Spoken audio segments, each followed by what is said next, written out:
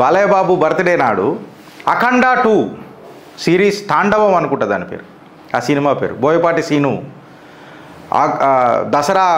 దసరా వరకు నాకు తెలిసి ఈ సినిమా రిలీజ్ చేస్తారు అని అంటారు, లేదా ఆగస్టులో రిలీజ్ చేస్తానంటారు. సో నాకు తెలిసి అలా బాలయ్య బాబు బర్త్డే.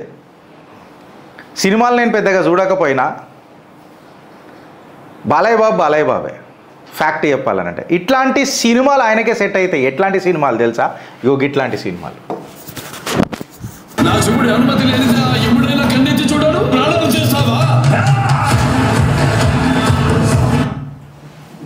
ఇంకొకసారి చేస్తే మళ్ళీ నాకు కాపీరైట్ ఇష్యూ పడుతుంది, నేను చేస్తలేను.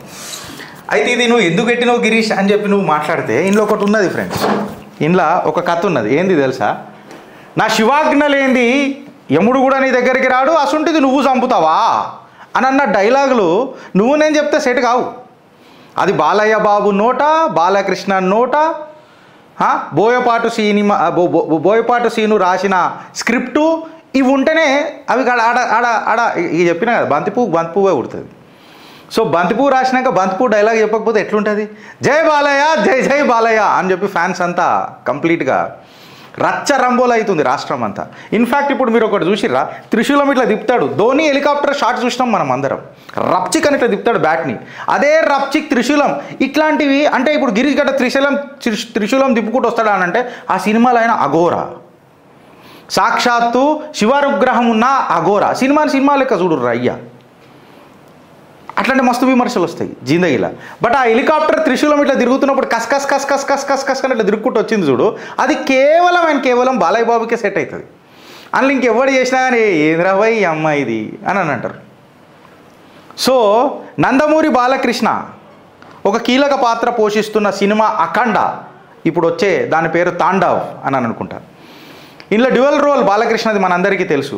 ఇది సీక్వెల్. నాకు తెలిసి 2021 డిసెంబర్లో అఖండ 1 వచ్చింది. వచ్చినప్పుడు బోత్ ఆర్ నాట్ సేమ్ అన్న డైలాగ్ యావత్ తెలుగు రాష్ట్రాలు కాదు ప్రపంచాన్ని సనాతన ధర్మంలా, ఇన్ఫ్యాక్ట్ సనాతన ధర్మంలా ధర్మం ఏం చెప్తుంది అని అనేది క్లారిటీ ఇచ్చిండు బాలయ్య బాబు. ప్రపంచానికి సనాతన ధర్మం ఎట్లుంటుందో అన్నది. అహింసా ధర్మ పరమోధర్మ అని చెప్పి బుక్లలో రాసి ఉంటారు. కానీ దాని తర్వాత వచ్చిన డైలాగ్ ఏదైతే ఉంటుందో చూడు, ధర్మ హింస తదైవచ అని చెప్తాడు చూడు. ఆయన నది దగ్గర స్నానం చేస్తున్నప్పుడు త్రిశూలం ఆయన ఈప్ మీద ఉంటుంది చూడు. ఇది ఏ సనాతన ధర్మం ఫాలో అయ్యేటోడు మరవడు. ఇన్ఫ్యాక్ట్ దాని సీక్వెల్ ఇప్పుడు ఏదైతే వస్తుంది చూడు, ఆ సినిమానే అఖండ 1 అనుకుంటా, if I'm not wrong, 150 crores box ఆఫీస్లో దద్దరిలిపించింది. ఇంకెక్కువనే చేసింది అనుకుంటా. నేను కేవలం ఫిల్మీ బీట్లో వచ్చిన డేటా మీ ముంగట పెడుతున్నా ఫ్రెండ్స్. నాకు తెలిసి దీనికంటే ఇంకా డబుల్ రేట్లలో అది కొట్టింది. అఖండ 2 అండ్ దాని పేరు తాండవం. అది నిజంగానే సినిమా ఇండస్ట్రీలో తాండవ్ చేస్తుందని చెప్పి నేను అనుకుంటున్నా. ఇన్ఫ్యాక్ట్ ఇలా మీరు చూస్తే మన టాలీవుడ్ నుంచి ఏవైతే సినిమాలు పోయినాయి అవే బాక్స్ ఆఫీస్ బద్దలు కొడుతున్నాయి. Weather it may B Baahubali. నేను చెప్తా కదా ప్రతిసారి ఈ మాట మాట్లాడతా, హే సా అని అనగానే రుద్రస్సా అని లేచింది బాక్స్ ఆఫీస్. అట్లనే కేవలం ఇట్లా ఒక చెయ్యి పెట్టి చేతిలో ఒక పిల్లగాడిని పెట్టి ఊపి పాడేసిండ్రు రాజమౌళి. దాని తర్వాత మీరు ఒకసారి అర్థం చేసుకోండి, ఎక్కడెక్కడైతే శివానుగ్రహం ఉన్న సినిమాలు ఏవైతే ఉన్నాయో, ధరాధరేంద్ర నందిని అని చెప్పి వచ్చింది చూడు, సాక్షాత్తు లింగాన్నే గంగ దగ్గరికి తీసుకుపోయిన ఆ మధురానుభూతులు మనకు పరిచయం చేసిండు చూడు రాజమౌళి. అది బాక్స్ ఆఫీస్ని ఎట్లా బద్దలు కొట్టిందో మీరు చూడండి. బాక్స్ ఆఫీస్ని ఏ రకంగా బద్దలు కొట్టిందో మీరు చూడండి. దాని తర్వాత whether it may be Pushpa or to that matter Hanuman.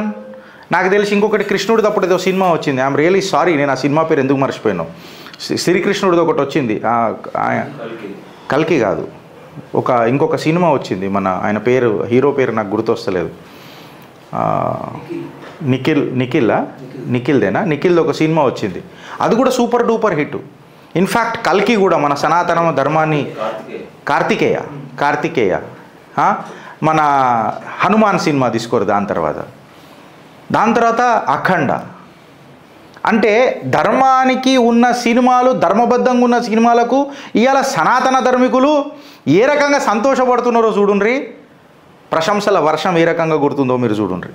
నాకు తెలిసి ఇది 53rd ఇంటర్నేషనల్ ఫిలిం ఫెస్టివల్ ఏదైతే ఇండియాలో జరిగింది చూడు, పనోరమిక్ సెక్షన్లలో దీనికి ఒక మంచి అవార్డు కూడా దొరికింది అనుకుంటా, బెస్ట్ ఫీచర్ ఫిలిం అని చెప్పి అఖండ మూవీకి. దసరా టైంలో విజయదశమి నాడు విజయ సంకేతాలు ఎగిరేస్తాడు అని చెప్పి ఆశిస్తూ మన బాలయ్య బాబుకు జన్మదిన శుభాకాంక్షలు తెలియజేస్తూ 25 సెప్టెంబర్ 2025కి రిలీజ్ కానున్న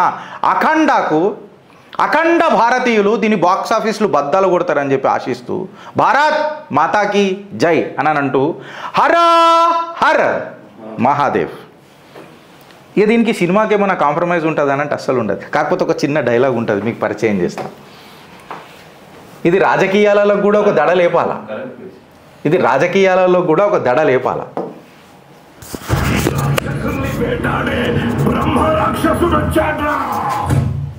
కరెక్టే కదా? బాలయ్య బాబు డైలాగ్ కొట్టింది కరెక్టే కదా? రాక్షసులను వేటాడే బ్రహ్మరాక్షసుడు వచ్చాడ్రా అని చెప్పి చెప్తాడు. అన్నా నువ్వు బాలయ్య బాబుని గట్ల అరే భూత ప్రేత పిశాచాలకు ఆ పశుపతినాథుడు అధిపతి, ఆ అధిపతి పశుపతినాథుడు భక్తుడే, అఘోరాయి శివానుగ్రహం ఉన్న క్యారెక్టర్ పోషిస్తున్న అఖండ. ఆ క్యారెక్టర్లో ఎంత లీనమైంది అని అన్నది చూడండి. ఆ లైన్ ఎట్లా తీసుకుంటు ఆ సినిమా బాలయ్య బాబుకి సెట్ అవుతుంది, వేరేళ్ళకి సెట్ కాదు. నేనైతే ఆ త్రిశూలం కోసం అయినా పోతా. Both are not same. Sequel కూడా అట్లనే ఉంటుంది. భారత్ మాతాకి జై.